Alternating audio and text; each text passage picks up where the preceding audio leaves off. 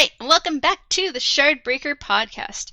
This is episode 5 of The Way of Kings from the Stormlight Archive. I am Midnight, your host, and I'm here with Mythic. Hello. And Darkness. Hello. And we are starting off with chapter 16, which is called Cocoons. And, oh, I should get the image ready for Mythic. I totally forgot to. There's a picture of the Alethi Codes of War.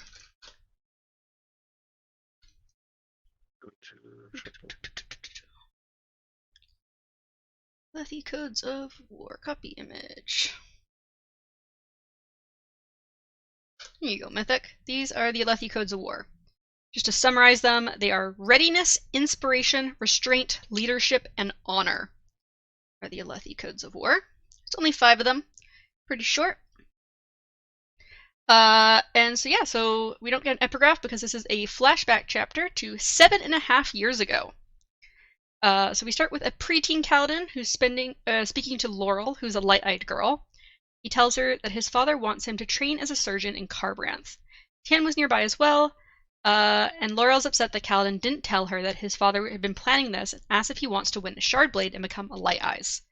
He thinks that he has started to like looking at Laurel more lately, which he knows is part of growing up, as his father had explained to him. He also notes that in a year, Laurel will start wearing a glove on her safe hand to indicate she has entered adolescence. So what do you think about the fact that if you win a Shardblade, you can make a Dark Eyes into a Light Eyes? That was pretty neat, but just more classist bullshit. Mm-hmm. Well, they mean that literally, right? So they don't really talk about it here. They kind of, because they go into it a little bit more with one of the other boys, but they don't really say if it means your eye color literally changes or if just your rank changes. They kind of leave that vague, yeah.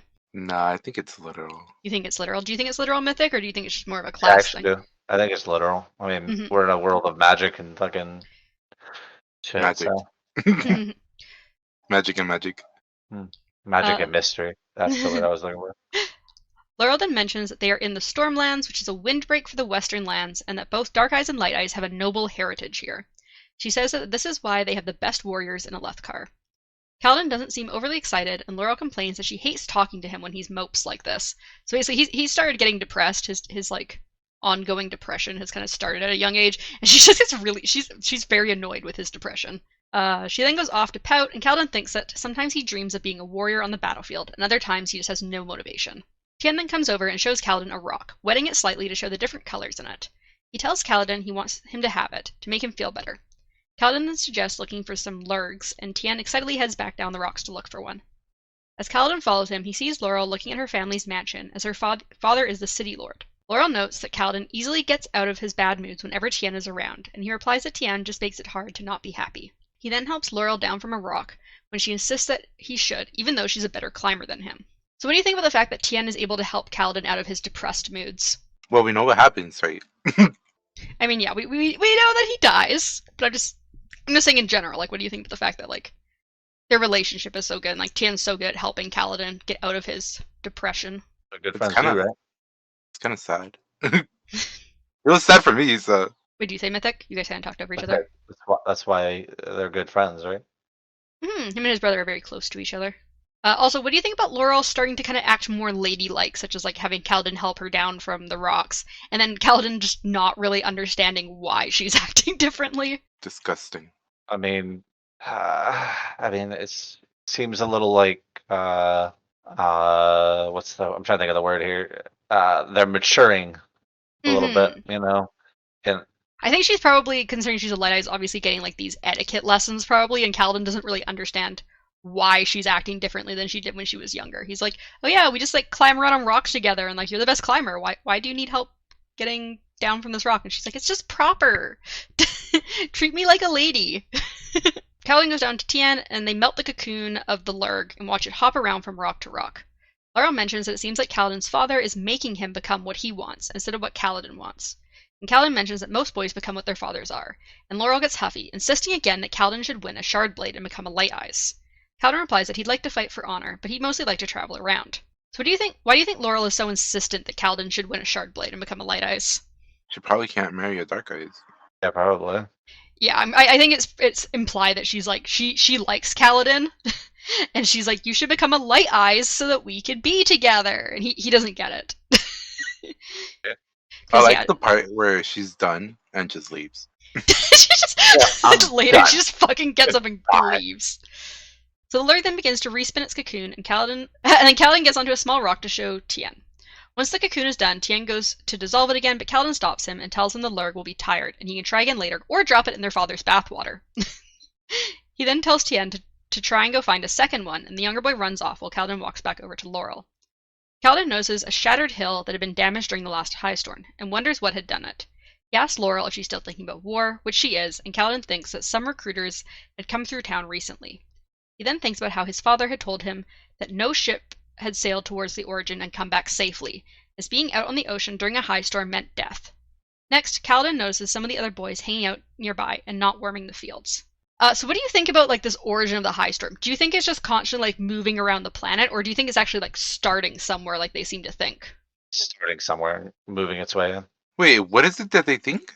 So basically, the high storm moves from east to west across the continent, and they say that the east of the continent is what they call the origin, and so they think that storms start in the origin, move westward, and then just like stop.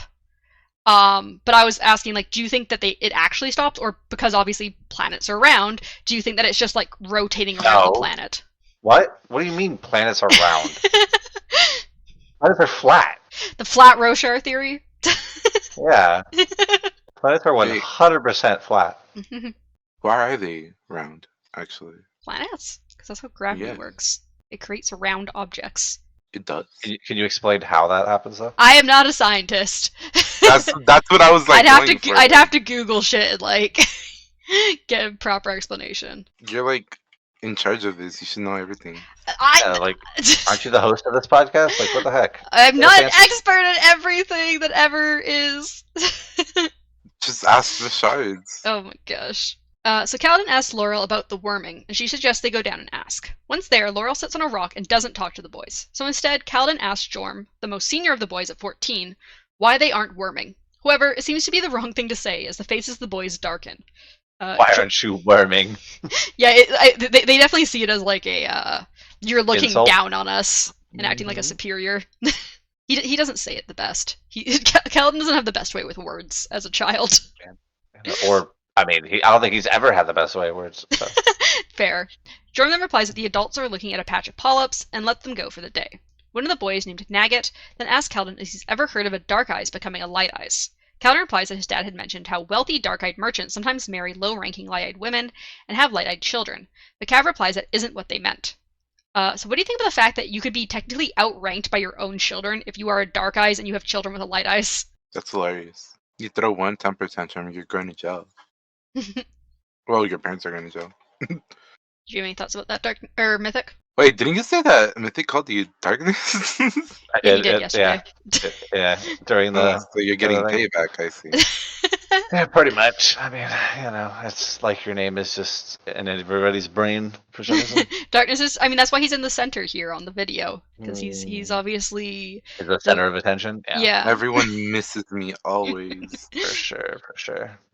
But yeah, Mythic, what do you think about the fact that like your own children could outrank you if you have children with a light-eyed woman or man? I mean, it makes sense with their prejudicial, governmental thing. So that's why you should like have light-eyed children, right? And then harvest their eyes. Oh God, Uchiha over here, huh? I think he also says that like they might end up having light-eyed children. So like, imagine also if you have both dark-eyed and light-eyed children. Like some of your children are just like born better than the other of your children. They probably treat them like the favorite too. There's always a favorite. So. What did you say, Darkness? I said that would be a good fight to the death. Oh God. So Kaladin thinks that the other boys don't consider him the same as them because he's that's right. I keep thinking I'm losing my paragraph. Because he's the same. Because he is several nan above them. Kaladin mentions that Laurel had been speaking recently about Dark Eyes winning Shardblades to become Light Eyes. They then ask if they've ever actually heard of someone doing it, though. But Jaw states that his father won a Shardblade, but got knocked unconscious and someone else claimed it, which causes Laurel to use a new and sort of annoying laugh. Kaladin then states some facts that there wouldn't have been Shardbearers where Jost's father had been fighting, and Jost gets angry and states that Kaladin thinks of them as idiots.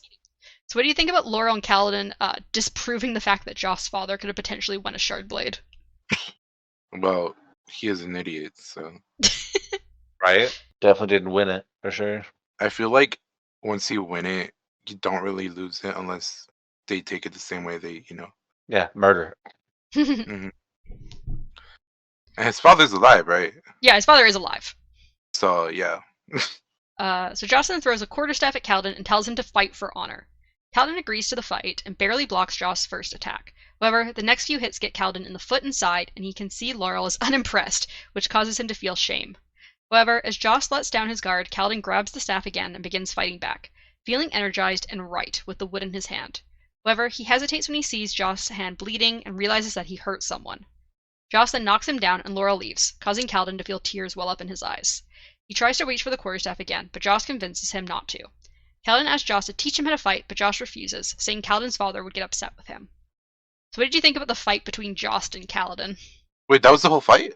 Yeah, right? Was that the whole fight? Yeah, he hit him in the hand and side, he knocked Kaladin down, Kaladin attacked him back, caused Jost to bleed, froze, and then Jost, knocked him down again. Right. Mhm. And was like, I win, and Laurel fucking I was so off. fucking annoyed. He already had you, literally, about to fucking die if you were in actual battle. But no, you decided, oh yeah, let me just whack him again, and the battle was done. It's kind of crazy. Also, what did you think about Josh refusing to teach Kaladin to fight? Because he's like, nah, your dad's gonna get upset, and especially if you get calluses on your fancy surgeon fingers. Fine. He's probably worthless anyway. Got calluses on him now. Guys, Hmm? I have bad news.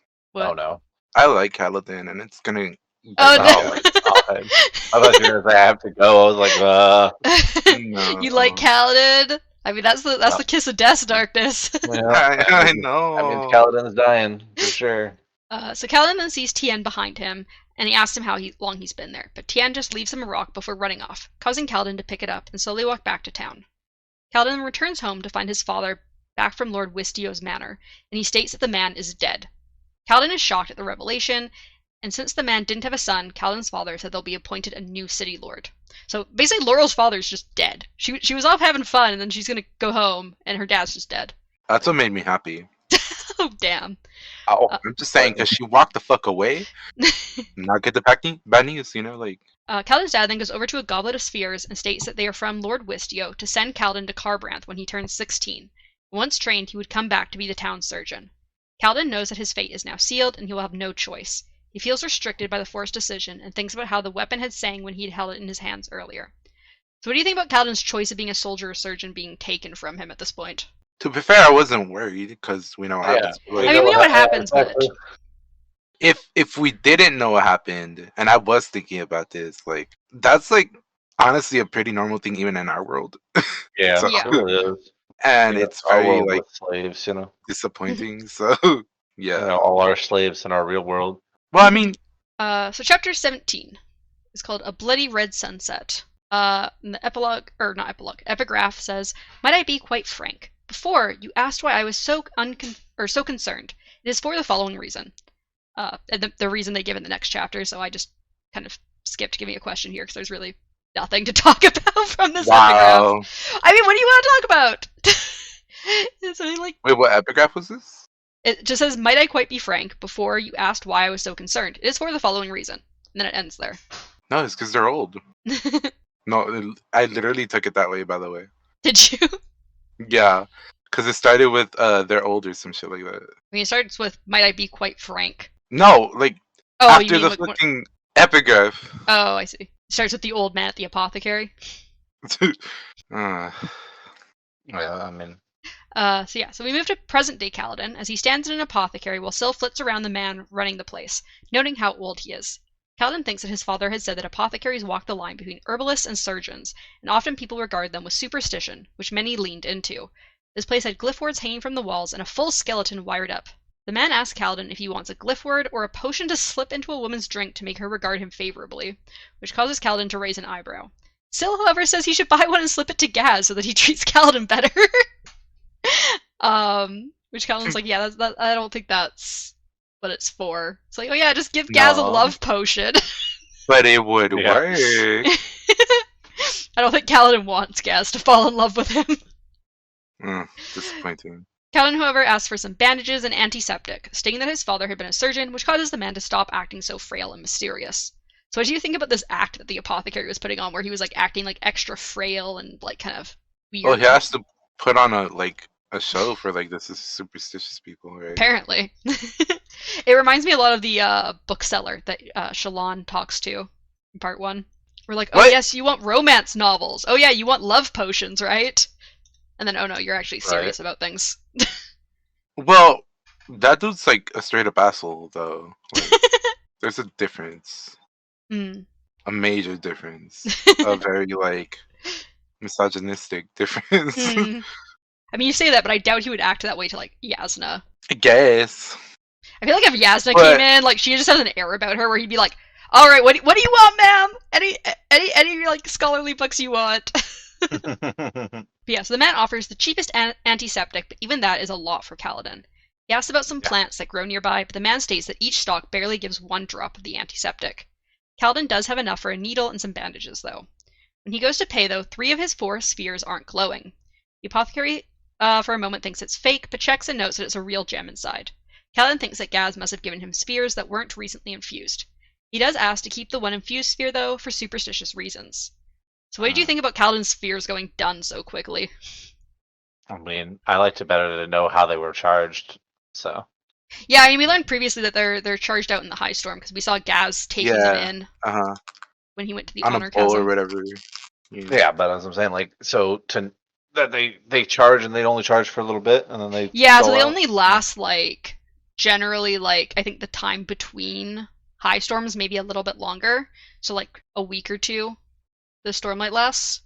Especially because I think they mentioned previously in Shallan's chapters or something that like the bigger and like better cut the gemstones are, the longer the stormlight lasts. So like these like crappy little tiny clear chips that Kaladin has, they don't stay infused for as long as like the bigger, more expensive pieces of money. Don't they have anything for diamonds, Scott? I said, don't they have anything that's worth a diamond?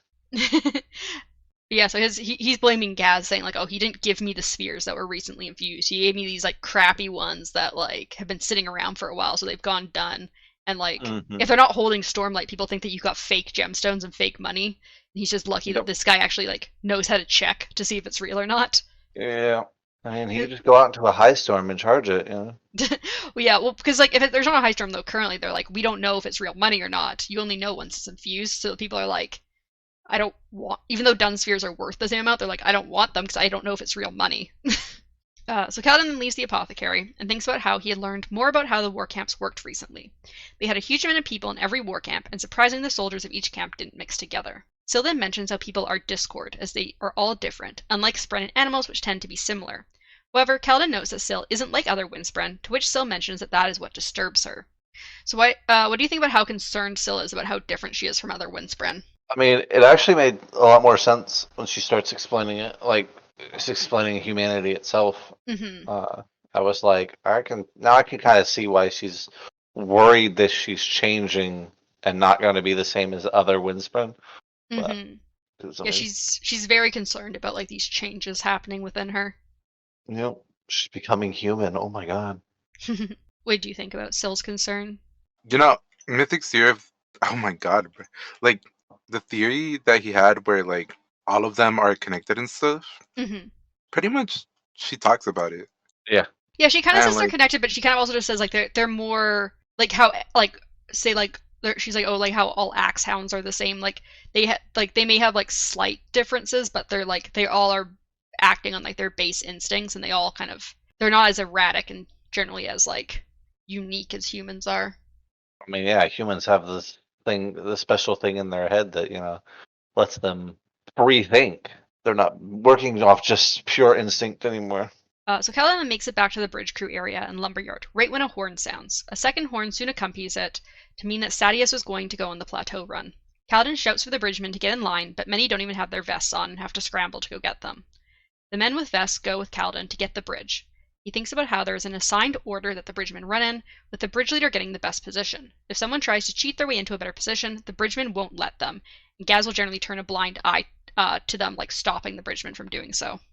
20 bridges then run across the plateau, as the only chance bridgemen have to keep living is to make it across the plateaus before the Parshendi arrive. Kaladin follows Gaz's orders as he leads the bridgemen across the permanent bridges. Once they get to the first gap where the Parshendi had burned down one of the permanent bridges overnight, they place down their bridge. Kaladin feels like his knees will buckle, but he continues to stand and falls into parade stance. Maesh swears at him, but most of the other bridgemen ignore him. One of the soldiers call out to Kaladin and ask if he wants to see what a real soldier is like, but Kaladin just asks the man how he treats his shield and spear, and then refers to the bridge as his weapon. Sadeas even crosses the bridge, and Kaladin finds himself hating the man and how pompous he looks with his overly decorated shard plate. They then pick the bridge back up and keep going. At each crossing, he continues to stand, causing soldiers to jeer at him, although after several crosses they stopped. He also would bow to Sadeas as he crosses, although it angered him to do so. So what do you think about Kaladin's insistence to stand instead of collapsing to the ground after each drop of the bridge? It shows character and it shows strength, you know? I was gonna say he has to like put up a front anyway. So. Yep. Yeah, he's trying to like set an example for the other bridgemen, I think. Mm-hmm. It's a good idea. Slowly they'll come to realize that he has their best interests at heart. Mm-hmm. Although I think his what he does later in this chapter means more to them Really than him shows just it. standing. Oh yeah, for sure, for sure. But I mean, just him being him is slowly whittling their hard exterior from, you know. So Gaz then calls out to reverse the man order on the bridges, and Kaladin goes to get in the back. However, after a moment, he wonders how he can lead from the rear, and instead moves to the front, taking Rock's place. The man doesn't complain, just calls Kaladin an Erisic lowlander who wants to die. Mm-hmm. They then begin to run on Gaz's command, and Kaladin screams out Tien's name as arrows fly at them. The men on the front line of the bridge with him all fall, but Kaladin keeps running as arrows strike the ground and bridge around him. Syl also zips around as a ribbon of light. For a moment, the Parshendi archers seem confused and lower their bows. They soon raise them again. However, Kaladin's bridge had reached the chasm, and they were able to push their bridge into place as another volley of arrows came down. Kaladin gets sliced in the side by one of them, but he keeps pushing. So what do you think of Kaladin's choice to put himself in danger and stay at the front of the bridge? It's going to work out in his favor. They're going to start respecting him, especially after the way he talks to the other guy. Yep, and then he'll become Lord Ruler. Oh God. Lord Bridgeman. Lord Bridgeman of Lord Ruler of the Bridgeman. Yeah. Do you have any thoughts, Darkness, about Kaladin choosing to stay at the front in Rock's place? Well, it was obviously stupid, brave, but like very stupid, and like it's definitely like showing what the fuck he's trying to do. Mm-hmm. Also, what do you think about? Sorry, what do you think about how confused the Parshendi got? Like, what do you think confused them? The light that was going around. You think they could see Syl going around? Because it's noted that no one most else people seems like to be able to see it. Yeah. Do you think they can see her? Maybe. Maybe. That'd be maybe she can show herself at will. You know. I think maybe she was like trying to distract the Parshendi, maybe or something. Mm-hmm. Yeah. We know she can affect other things. Yeah. Yeah, she can do like little things. So. She's one of the. I'm saying she can affect things, and she's changing. So maybe maybe she's different. Maybe it's Maybelline. Do you have any thoughts, Darkness? I hadn't really thought too much into it, actually. So once in place, the cavalry begin to rush across the bridge, and Kaladin checks his wound, noting it not to be a danger. He then begins searching for the bridgeman that got downed, towing a man named Hobber with an arrow in his leg over to the unwounded bridgeman. Once Kaladin had decided that Hobber would be fine, for the moment he went back out, finding a dead bridgeman, and then towing a man named Gaddle, who had blood all over him out of harm's way. As he brought Gaddle back to the other bridgeman, he saw 2 others dead, but still 5 men were missing. So what do you think of Kaladin bringing the injured bridgeman to safety? I was thinking exactly what the dude says later about the fact that they're injured, so the other guy's just going to throw them out like they're trash, so why are you even saving them? But I understood why, because he's trying to gain their respect. What did you think, Darkness, about Kaladin trying to bring back the injured bridgeman? Well, I figured he was going to do it regardless, because, that's what his type do, I guess. Yeah, that's kind of him. He hates seeing people die. It upsets him. Also, I mean, this is where deep-stated trauma plays out. So. So Kaladin heads back out and sees a man named David who appears to be in shock, and his arm is twisted at a weird angle. However, as Kaladin begins to tow David away, he begins to lose strength and worries he won't be able to bring him to the others. Suddenly, Rock appears, calling Kaladin an airsick lowlander again, and crazy. He grabs David and brings him back to the group, Kaladin following him. Once there, he mentions that there are 4 more, and Teft names them, the 4 that were with Kaladin at the front of the bridge. One of them Kaladin knows is dead, but he isn't sure of the other 3. Rock says he'll go out and look for them instead, and Kaladin can stay there, calling himself crazy for helping. So what do you think of Rock coming out to help Kaladin? I mean, that's where we know that like his plan is actually starting to do something. So. And I think it makes sense that Rock was the first one because Rock's the person that he took the spot of at the front of the bridge. Yep. So like Rock potentially could have died if Kaladin hadn't taken his spot. I mean, Kaladin didn't die, so. Kaladin, but it still put Rock in a much better spot to live. So Kaladin then begins checking the wounds, going to Gadol first as he has a hole in his side. He tells Dunny to go and find a knife and Narm to make a fire out of his shirt and some fallen arrows. Moesh has flint and steel on him since bridgemen carry anything valuable they have in case someone tries to steal it while they're out on a bridge run. He also asks someone else to find a rock bud with water inside. After a moment, the men do as they're told. Kaladin rips open Gadol's shirt, inspecting his wound closer as he waits for Narm to get the fire started. However, the man begins spasming and says, "They break the land itself. They want it, but in their rage they will destroy it. Like the jealous man burns his rich things rather than let them be taken by his enemies. They come." And then dies. So what did you think about this random bridgeman having one of these like death sayings that we saw in the first part as epigraphs? Yep. What if that The means that bridgeman having Kaladin- what? He had like this like the little thing that you say before death. So you remember in the part 1 Oh, epigraphs how they were right. recording Yeah, them? the epigraph. So Yep. he says one of these things. Mm-hmm. They're all lining up to something. That's scary. Also, like, I was wondering why he was doing that. And it also kind of makes me think of whoever's having those hallucinations or whatever. I forgot Dalinar? who's having them. Yeah. Yeah. Makes you think of his visions for some reason. Yeah. Wonder if he's the one writing it down. Or the one dying now, so. Well, I Or mean, just I'm don't know it. yeah, he's dying very slowly of a terminal illness known as life. Fair. He's just like so depressed that like He's got able a to liver start disease from doing being an these stuff. alcoholic when he was younger. Fair. So Kaladin for a moment is pained by the death. He hadn't dulled to people dying like his father said he would. However, he sees Rock and Teft coming back with someone, so he tries to focus on who he can still help. Teft and Rock state that the other 3 are dead and that Leighton is very badly wounded, which Kaladin notes multiple injuries. However, Kaladin gets to work binding the man's wounds and cauterizing them to stop the bleeding, wishing he had antiseptic.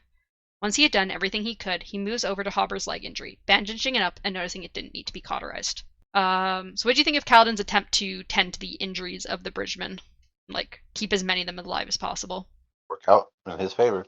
His father's gonna get, exactly what he wanted. Mm-hmm. Kaladin's like he wanted to be a soldier, his dad wanted to be a surgeon. He's kind of become like a mixture of the two. Yeah. Soon Kaladin was done, and Teft came over to him, forcing him to drink, even though Kaladin wanted to use the water to wash the cuts and scrapes of the other bridgemen. Rock states that what Kaladin did won't make a difference since they are made to leave injured bridgemen behind, but Kaladin replies that he'll handle Gaz. He suggests tying the injured bridgemen to the bridge and then quickly untying them before the army crosses at each chasm. Kaladin also suggests having one man lead David since he is still battle-shocked. After resting for a while, Kaladin gets up to go find Gaz. He tells Gaz that they are taking their wounded back, and that Gaz's superior won't notice because Gaz will send Bridge 4 last. He insists they won't be slowed down by it and gives Gaz a clear mark and says to accept the bribe or he'll kill Gaz and allow himself to be executed. Gaz curses and then notes that the sphere Kaladin gave him was done, to which Kaladin replies that Gaz was the one to give him the sphere, although Gaz insists that the spheres were newly infused from the treasury.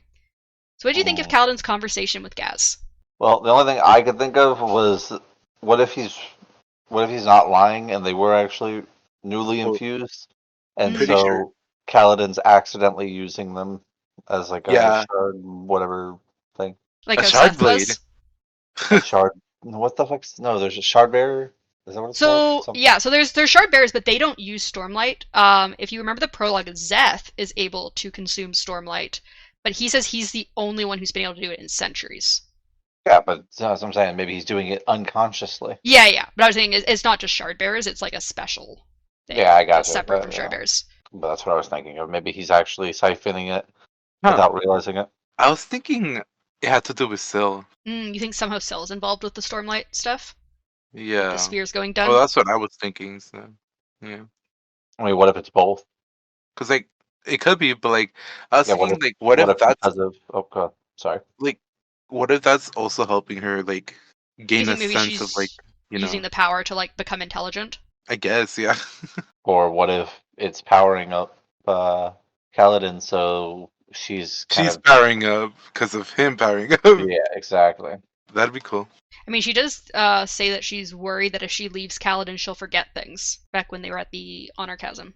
Right. That's what I'm saying. So they're definitely connected in some way. So maybe if he gets stronger, she's also getting So stronger they've in got like some some sort of aspect. bond or something. Mm-hmm. But if he works out, she gets buff. So once he walks away, Syl comes over and lands on Kaladin's shoulder. She states that she doesn't trust Gaz to not tell someone that Kaladin threatened him. However, Kaladin replies that he just has to hope that Gaz appreciates the bribes enough to not do that. He tells Syl that although men may be unreliable, the one thing you can count on is their greed. So do you think Gaz is going to turn Kaladin in at some point like Syl thinks, or do you think he's going to just keep accepting the bribes? No, I think he's working his way up to doing something, but I don't think it'll matter once he finally does. Hmm. Yeah, Some, because someone like that is not gonna like to be changed. So no, unless it's in but bed, but you know. he's gonna deal with him until he doesn't need him anymore. So then we get our final chapter, chapter 18, High Prince of War. And we get what I think is a very interesting epigraph, which is Atty was once a kind and generous man, and you saw what became of him. Reyes, on the other hand, was among the most loathsome, crafty, and dangerous individuals I have ever met. So if you guys remember, Atty is the name of Ruin's vessel before he got killed. Mm-hmm. So they're talking about. Yeah. So these people that are talking know the vessels of shards. Yeah. And I'm assuming the other one is also a vessel. Yeah, so that was going to be one of my first questions here. I have a couple here, which is, do you think Reyes is also a shard, considering this letter talks about Ruin? Yes. Oh, yeah. Also, do you have any new theories about who the writer and receiver of these letters are, considering whom they are discussing here? What if it's like the people we saw, who we know are like, fuck, I forgot their names. The World Hoppers? Yeah. Are you talking about Chris and Naz from Miss Burnseed History, or are you talking about the three from the interlude? The three. Okay. The three of them. Mm-hmm. Yeah, what if it's like them sending info back? It's possible. Also, if Addy was apparently a very generous man who became horrible because of Ruin, what do you think this Reyes and his shard could accomplish, considering Reyes is apparently a horrible person? To be fair, I'm pretty sure it depends on what their shard is. Uh-huh. Mm-hmm. Well, because this is, remember, after the epigraph that said, I am concerned because of this. Like, this is the reason I'm concerned. So obviously, the person writing this letter thinks that Reyes is a problem. And that's why they're writing to this person who they've said previously, like, is angry at them or something. So the letter seems to be, like, trying to convince them maybe of something regarding Reyes. So, like, you think, no, there's no way. Yeah, I was gonna say, you think there's like this letter's like for another shard? It could be. It could be a letter either to a shard or between two shards or from a shard. Like, we don't. It's like, what if obviously it's like, what if it's like a letter for that one that like completely obliterated that other one, and it's like, this is your next target. Are you thinking maybe it's like to Odium or something? Because Odium was the I one who guess. killed not Autonomy, Autonomy. sorry. No. Autonomy's the fucking white sand god, not Autonomy. The what is the one that why can't I remember the name of the one that died on by Threnody? I'm like blanking so hard. Was it Ambition? Maybe. No, Yes, it Ambition was. isn't Ambition the one in Dark? Wow, I can't remember what the fuck it's That's called. Autonomy. That's on White Sand. No.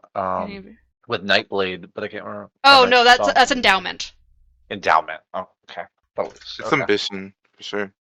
Yeah, that's the only one I can think of that's not, because original Devotion shards. and Dominion for the other one. It was Ambition. I was right. Yeah. Yeah, it has to be Ambition, because that's the only other one we knew. I was just wondering if I accidentally named one that you guys didn't know yet. I was like, was it Ambition? Yeah, you totally named one that. No, you guys knew Autonomy, because Chris mentions Autonomy. I know. Yeah. I just like gaslighting you. I know you do. Anyway, so we switch to Adelon's point of view as he speaks to two leather workers who are examining the strap from Elikar's saddle. One of the leather workers is an Arali man who has yellow eyes and golden hair that is specifically not blonde and has a metallic sheen to it. The other leather worker was a dark-eyed Alethi man. The leather workers note that the strap was definitely cut, which surprises Adolin. What do you think of the Urali, who apparently have metallic golden hair and yellow eyes? Like, they're very specifically noted as, like, Different. kind of Yeah, they're special different. and different. They're like, they sound like, it's funny, they sound like, what's their name? The Atlantis people. Like, yeah, a little bit, but like a little kind of different. like similar but different. Yeah, because the Elantrians are kind of like silvery colored. damn. These people are like golden colored. I'm about to go like this fucking. Having issues at home. Like, no, the people outside, they're blasting me. Outside. I'm about to go like grab a Throw hose and something like. at them. No, I'm gonna like water their car. They need a drink. So Yanala is with Adolin, and she states that she thought that they'd be going on a walk, to which Adolin replies that they will be. He also asks how sure the men are that the strap was cut, and they are quite certain, but they also say it could have been an accident by a buckle or something when the strap was left hanging. They then leave, and Janala takes Adolin's arm, and their attendants follow behind them. As they walk, Janala goes on about court gossip, but Adolin finds it hard to pay attention to her. He thinks that the leather workers seem to have seen cuts like that on the strap before, if they're assuming it was an accident from a buckle or something. But the fact that it caused the king to fall from his horse in the middle of a chasm fiend hunt was what made it suspicious. So do you guys think that the strap was cut on purpose, or was it an accident? On purpose. I still think it's on purpose. It'd be funny. Especially if they succeed. Do you think, Mythic? Do you think, based on what the leather workers have said, do you think it's on purpose or an accident? Definitely on purpose. Adolin then misses a question that Janala asks him, and just agrees to pretend that he had been paying attention. Apparently the question was about convincing Dalinar to let the men stop wearing such unfashionable uniforms. Adolin says that his father is rather set on the uniforms, but he admits they are sort of drab, as they aren't with the current fashions. Although Adolin doesn't think Dalinar will budge, as he's just been getting more and more insistent about the codes over the years. He then hears the horns go off, stating that a chrysalis was on Plateau 147. However, no horns follow to state Dalinar is going to try for it. Adolin can tell that Janala also knows what the lack of more horns mean, as her calling was of music. So what do you think about the fact that Dalinar hasn't been going on plateau runs lately? Scared. He's dying. Hopefully. We then switch to Dalinar's point of view as he looks out over the shattered plains from the outside of Elhokar's elevated palace. He can see Sadeas' soldiers gathering and thinks that he is close enough that he could also ready his men, but he chooses not to. He's with a woman named Tashav and her attendant scribe, who are both wives of some of his officers. He thinks that although he mostly trusts them, it's difficult to trust them, as he wishes Yasna was here instead. Dalinar's men had tried to convince him to remarry, but Dalinar felt that he wanted to cling to the only thing he had left of his wife, the hole in his memories where she should be. He felt that by trying to fill that with a new wife would be wrong. What do you think about Dalinar clinging to this idea of his wife, even though he can't remember anything about her? Crazy. I'm surprised he even knows he had a wife. Well, I think he can remember that people have told him, like, oh, you had a wife, and, like, he obviously knows that his, like, kids have a mom, and that they're his kids. You know what's even crazier? Crazy? I was crazy once. He lost the memory of his wife, right? Yes, he apparently has absolutely no memories of her. He can't even hear her I think name. it was stolen. I think his memory was stolen. Well, Syl also can lose Dating memories. So maybe they're related, yeah. You think maybe it's related to, like, a spren similar to Syl or something? Maybe. Or maybe Possibly. Syl is his wife. No, No, or I mean, it kind of makes sense. That could make sense. That like maybe the Spren. That's why Syl is gaining more knowledge because they're slowly draining it out of Kaladin. But maybe he had one too. a wife? No, No, a spren. No, a Spren. Oh. Goddamn dorkness. So Dalinar continues to the palace, knowing that Renarin and 3 of his Cobalt Guard were also with him, along with the women. Tashav then begins to report on what Adolin and their spies have been looking into so far about the saddle strap potentially being cut, but everything had come up with nothing, although they're still waiting for his report back from the leather workers. Dalinar then asks Tashav to look into High Prince Aladar, who had potentially been thinking of making a trip back to Elhokkar. Although he thinks that he isn't sure if having the man here where he can keep an eye on him, or making a visit back to stabilize the country is better. They then speak about how a few of the High Princes are behind on their payments to the king for soul casting, and Dalinar states that he thinks the High Princes are getting complacent and wanting to bring farmers out to not have to pay the high cost for soul casting. Tashav asks if that's bad, but Dalinar replies that they already have the redundancy of the merchants, and that the High Princes aren't as loyal to Elhokkar as they were to his father. He then recalls words from one of his recent visions. The Everstorm comes, the true desolation, the night of sorrows. Dalinar then suggests writing up a missive for Elhokkar to agree to, giving a discount to the High Princes who pay their fees on time. So we get another little, just this reoccurring mention of this Everstorm, We're not really getting any more information. It's just constantly kind of reaffirming that this is probably important, considering we've gotten this like every 5 to 10 chapters. It's just a little reminder. This is a thing. You should be keeping an eye on it. No. Definitely a thing, for sure. Also, what do you think of Downar's idea of giving a discount to encourage the High Princess to continue to pay for the soul casting and rely on the king? I've said my solution multiple times. Yep. They just won't listen to you, Darkness. Dalinar then asks about the banditry in the area, to which Tashav replies that it is quite high. Dalinar asks her to have her husband and her come up with a new patrol route and to take one of his battalions on patrols. Tashav notes that Dalinar has now sent out a quarter of his battalions to patrols and peacekeeping efforts. He then sends Tashav off to the ledger room. So what do you think about Dalinar using a quarter of his army for more police-like duties instead of going to war with the Parshendi like all the other High Princes? And someone's got to be in charge of that. Seems like everyone's kind of looking down on him for it, though. Yeah, for sure, but Fair, if you're going to war and someone's doing that, you might actually seem pretty weak compared to, the efforts, but... So Renarin comes over to Dalinar, knowing that Tashav wasn't happy, and Dalinar replies that she wants him to send her husband to battle so they can potentially win Shardblades from the Parshendi. He also thinks about how surprised they were that the Parshendi had Shardblades, and he doesn't know where they had gotten the blades from. So what do you think of the fact that Parshendi have these Shardblades, and how do you think they got them? Clearly they made them. they probably found them. I feel like they actually did make them. Do you think? Maybe. Yeah, that would be cool. Imagine if that's actually where all the Shardblades came from, is from, ancient Parshendis. I feel like it's more of a discovery that they made, but okay. I mean, possible. As they walk further into the palace, Dalinar brings up Renarin, going into the fight with the Chasm Fiend to check on him. He states that he doesn't fault Renarin's bravery, but his wisdom, as he could have had one of his fits. Renarin replies that maybe it would have swept him off into the chasms, and then he'd no longer be a drain on everyone's time. Dalinar, however, is upset by this and says that fighting isn't the only important calling for men. Renarin, however, replies that his only hopes are to become a city lord or work for a devotary. Dalinar thinks that Wit was right, that he underestimates Renarin. Dalinar then suggests that they try training Renarin with a blade again, as his blood weakness won't matter if they can get him shard plate. Renarin replies that if Dalinar wins any more plate or blades, he was going to give them to the men that deserved it most, but Dalinar replies that the others don't do that, and who could fault him for giving something to his son? Renarin lights up at this, and Dalinar thinks he knows what it's like to be the second son who is overshadowed by his older brother. So what did you think about Dalinar deciding to try to help Renarin by agreeing to give him any shards he wins? I am. Regardless, I get it, shards. But, if somebody went and said, hey, I'll give you this just because, you need it according to me, I'd be offended. Well, I mean, Renarin's obviously happy about this. I think it's just kind of a moment where it's showing that Dalinar, because Dalinar obviously seems to do a lot more with Adolin, because Adolin's more accomplished with fighting and tactics and everything. But he obviously still cares about Renarin, and he's kind of showing I'm not trying to look down on you just because of your blood weakness and because you're the second son and everything. But you see the way you're saying it, that's exactly how I feel they should feel. I agree with Darkness. Yeah, I think it's obviously hard for Renarin because he's in a very militaristic society and he has some obviously physical issues that keep him from being able to be as out there in the military as his brother. So it's rough. So we switch back to Adolin's point of view as he's greeted by an Ardent named Kadash, who used to be an army officer.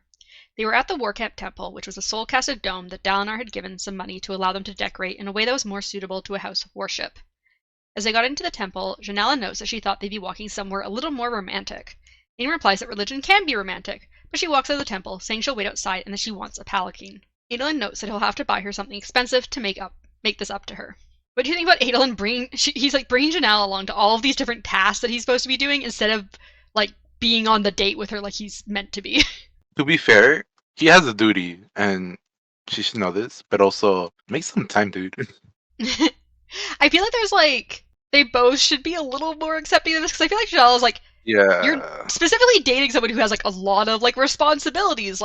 At least he's trying to spend time with you, but obviously at the same time it's yeah, if you told her you're going on a date, you should probably focus on a date and not just use her to go on errands. Maybe tell her that ahead of time, hey, I've got to do these errands, but I want to spend time with you. Do you want to come with me?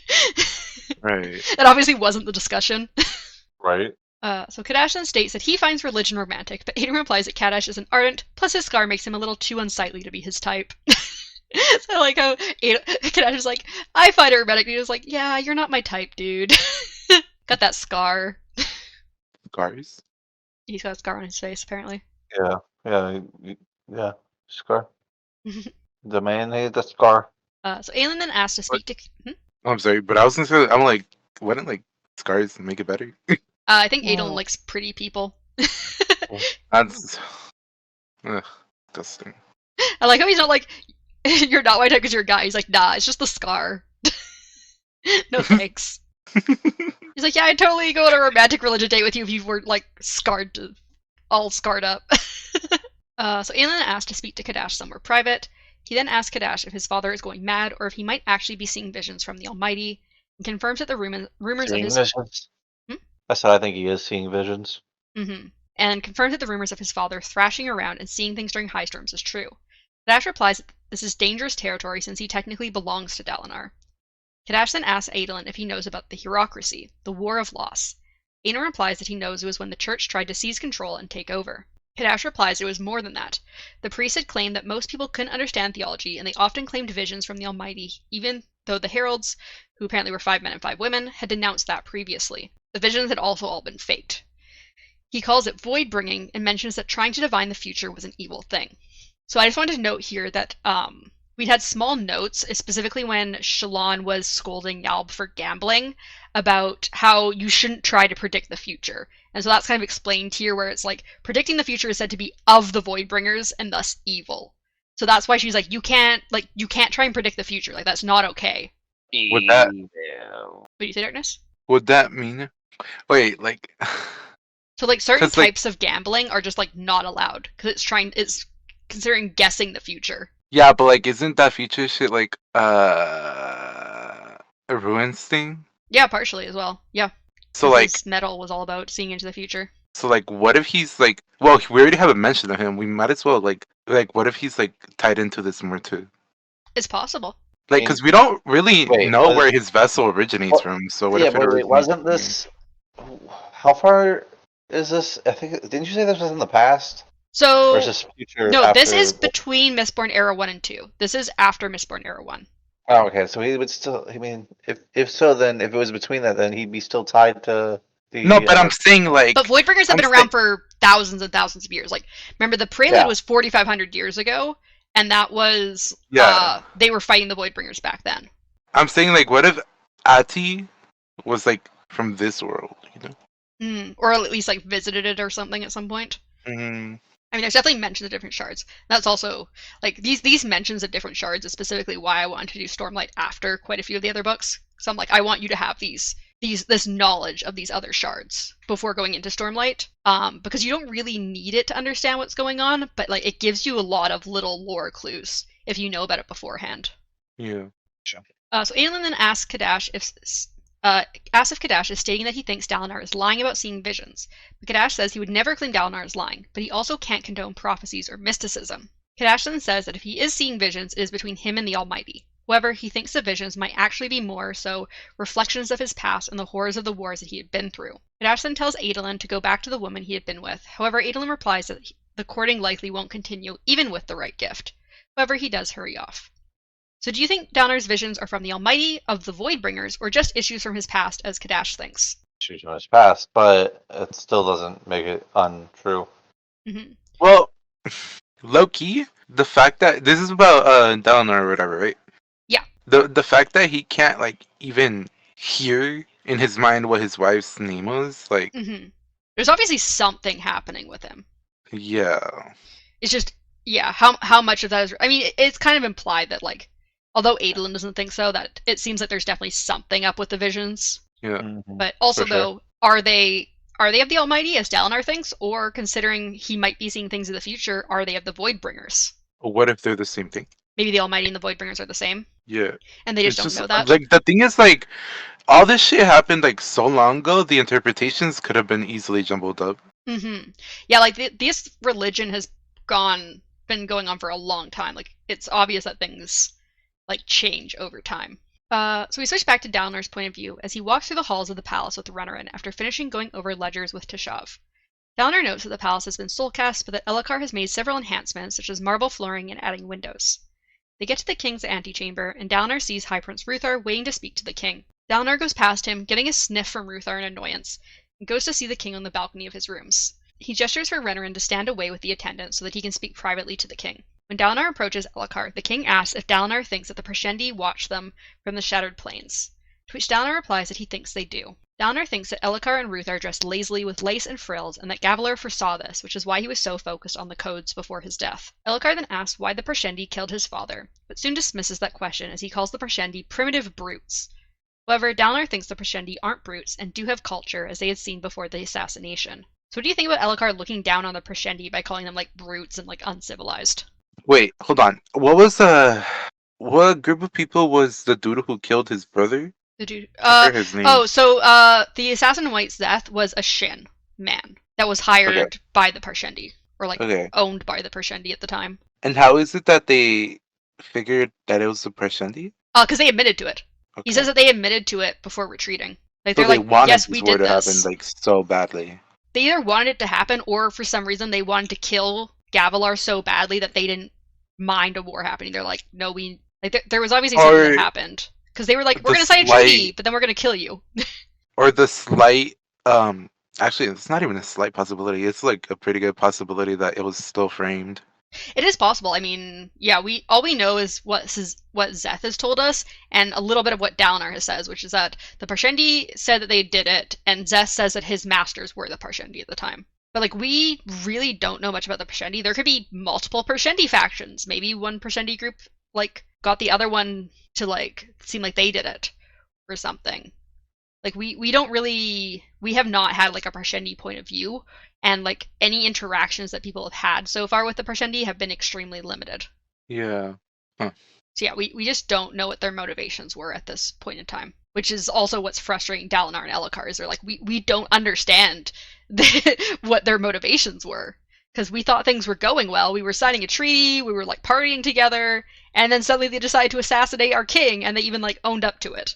My question is why they owned up to it. Well, the thing is, if you want to like sabotage someone, like a side in the army, by sending someone to kill someone else on the opposite side, you're gonna want that side to like admit it, right? So why not just plant people or like convince people by bribery and stuff to like admit it?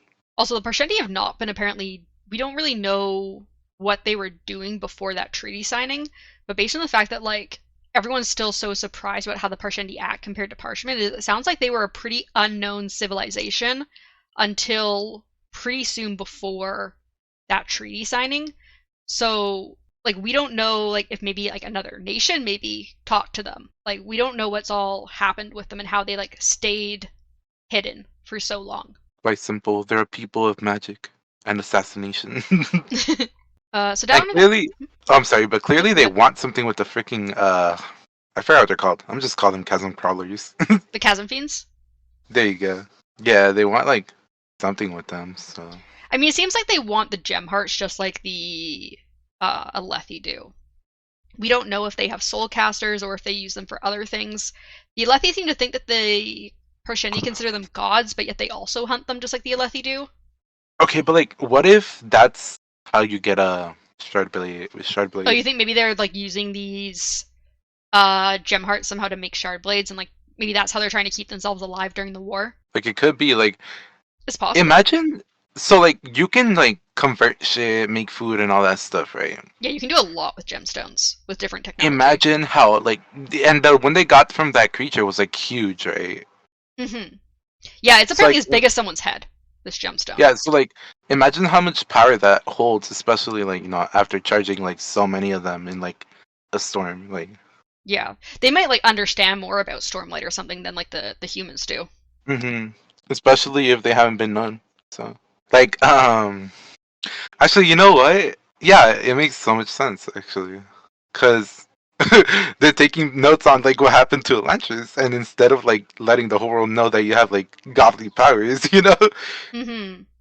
I mean, we also don't even know where the Parshendi are technically from originally, because they say that the Parshendi like decided to camp themselves out in the Shattered Plains on purpose so that it would be harder to be sieged by the Alethi.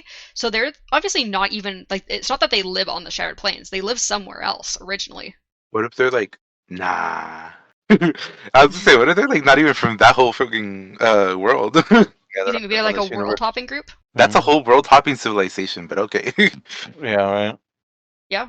Well, they could have just done it a long time mean, ago and just It bred. could it could be though, to be honest. It could be a world hopping civilization. I mean, technically, because Chris says in the system essays from Arcanum Unbounded that like it sounds like most, at least all the humanoid civilizations, like pretty much all of them are world hoppers. Because she says that humans originated on Yolan originally, so it sounds like people were world hopping like tens of thousands of years ago, and that's how they got to other planets. You Yeah, think but we then ever once world you, hop?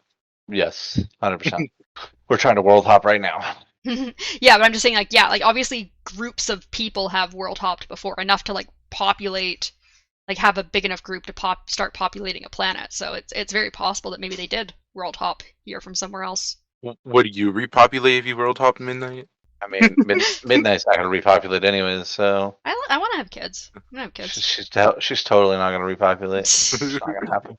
She's The too short. I know the question caught short. yourself off guard. She's too short. She's too short. Oh my You know, gosh. the kid would be taller than her when it came out.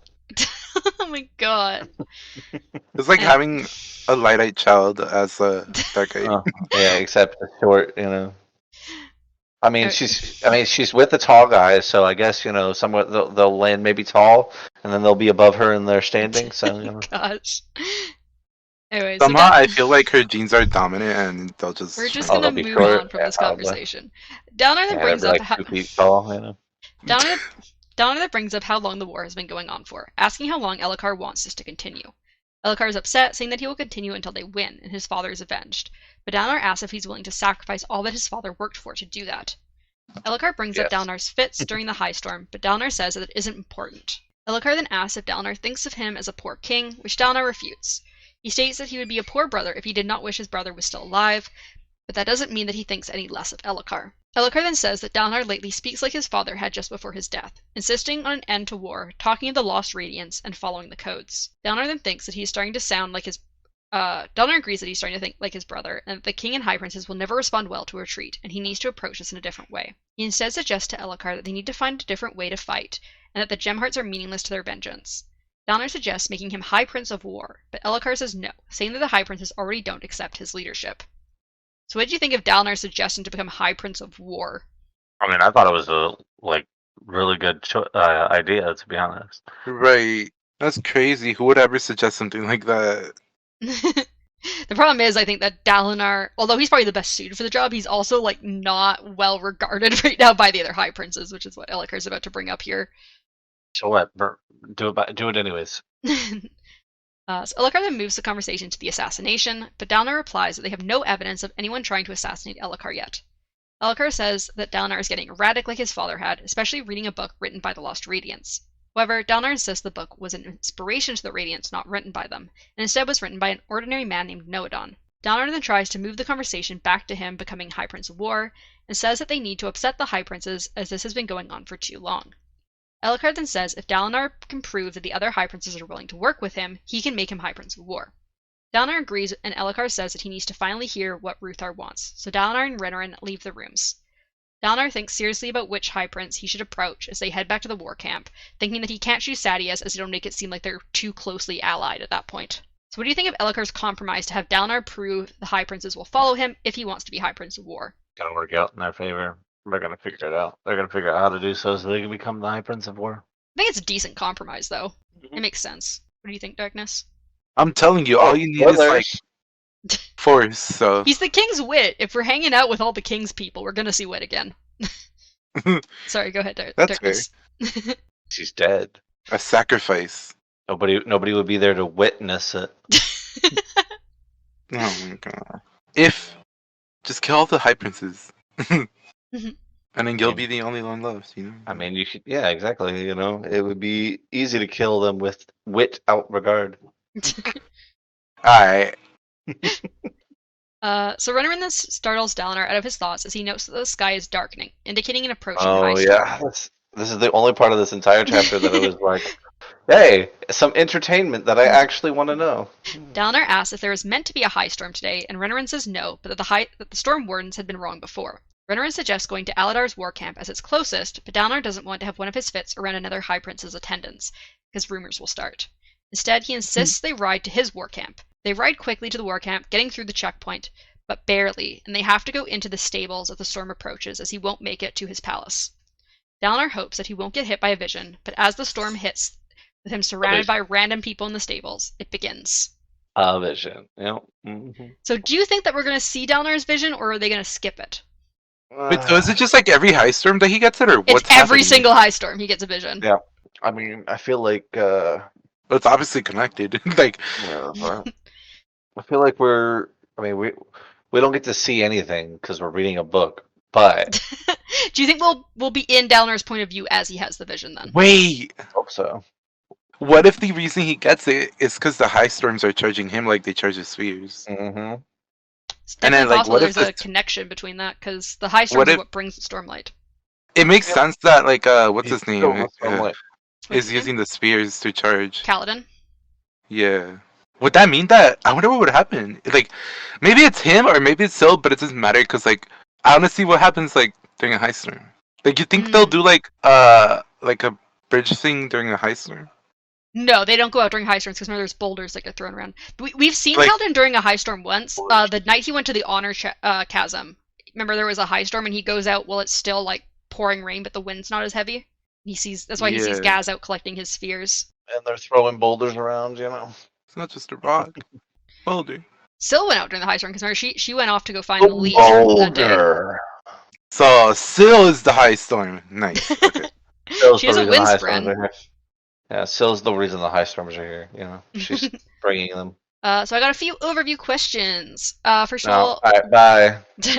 what do you think is going to happen in Kaladin's past now that the City Lord is dead? Like, what do you think is going to kind of lead him from this path of being potentially like being forced into being a surgeon to he somehow ends up in the army? What? Repeat it. I said, what do you think is going to happen to Kaladin's past now that the City Lord is dead? Because like obviously it sounds like there's going to be like a big change in how their town is. Oh, run. that's gonna become it, right? Well, they said that he's gonna that the government's probably gonna bring in a new city lord for them because the dad can't because he's not Light Eyes. Only a Light Eye can be a city lord. That's not true. I wrote the law. I see. Okay. I definitely think that whoever new person comes in is gonna create issues for them, and then I think Kaladin is going to kill them. Or fall in love with them. No, God. kill them. Also, what do you think about the fact that in the past Kaladin was thought of differently by the other Dark-Eyed Boys because of his rank and the fact that he doesn't do manual labor? Like, what do you think about like, this division between him and other Dark Eyes? He's not on either side of the fence, so He's kind of like a weird in between where he doesn't Not fit in with the even. Dark Eyes, but Not he's not even- even a Light he's- Eyes. yeah, he's not either one. So he's just his own thing. He's a solo entity. Just like at this point, he's not a surgeon or a soldier. Exactly. He's always on the fence. So do you think Kaladin is going to be able to get the injured Bridgeman back to the war camp now that he's like saved some of them? Yes, I think he's going to be able to. I don't think it's going to work out for. I think it works out for him as a bridge leader, but I don't think it's going to work out for him in the end with the one dude. I think that dude's going to get more and more With resentment. Gaz. Okay. Yeah. Yeah, Just because waiting Kaladin for, is starting to get a Stafford to show couple friends among the Bridgemen. It seems like Rock and Teft have kind of been standing out as like helping Kaladin during that last chapter with him. It's fine. So could just obliterate them. And we Just kind throw a of boulder at him. we've also gotten a lot of mentions of Moash as he's constantly seems to be like looking down on Kaladin. He's the one who kind of keeps scoffing and like glaring at Kaladin. Kind of waiting for Kaladin to just stab him in the face. Also, do you think Kaladin's going to be able to keep getting medical supplies and keep the majority of his bridge crew alive, or do you think there's going to be like something catastrophic that happens to the group? I mean, he already failed in his mission. He said none of them would die, and he lost some. So Yeah, I think he lost like four of them. I think died at least. Yeah, four died. So I mean, if I was in the group and I was still alive, I'd be like, "Hey, man, you said you weren't going to lose anybody, but look, you lost 4. How many are you going to lose next time?" Double it and give it to the next person. And also, what do you think Dalinar is going to be able to get the other High Princes on his side, or do you think he's gonna they're gonna continue to Slaughter. not listen to him? Slaughter is the only answer. I do. see. I think he's in some ways going to get them on his side if it's kind of like Darkness is saying, if it's by like force or if it's him just kind of finagling his way in there. We gotta figure it out. Yeah, I figured Darkness would like that word. So Yeah, it'll work out. Yeah. So do you guys have any other? And if it doesn't, just slaughter them. Do you guys have any other theories you want to discuss at all for what you think might be upcoming in this book? I got a question for you. How does this book end? Come on. Matter of fact, what's Endgame? What's Endgame? Yeah, you gotta answer our questions, right? So what's? No, I cannot spoil. Read and find out. Okay, so so Darkness, we can read and find out. You can read chapters 19 to 23. Is what you can read for next week. Great transition there, Midnight. Great transition there, Midnight. Thank you. Let me. What's the next thing on the script? Sorry. So next, that was all my overview questions. No, but what's the next thing on my script? It seems to be blank. On your script? Yeah, this is all scripted, right? Oh yeah, definitely. The next thing on the script is if you guys have no more theories, we can say goodbye to the listeners. Bye. Mine doesn't say that. Mine says I gotta take over the world. No, that's the wrong script, Darkness. You're looking at the wrong script. Oh, my bad. Okay, that's your future plan script, not the podcast script. Thank you guys for listening. Goodbye. Bye.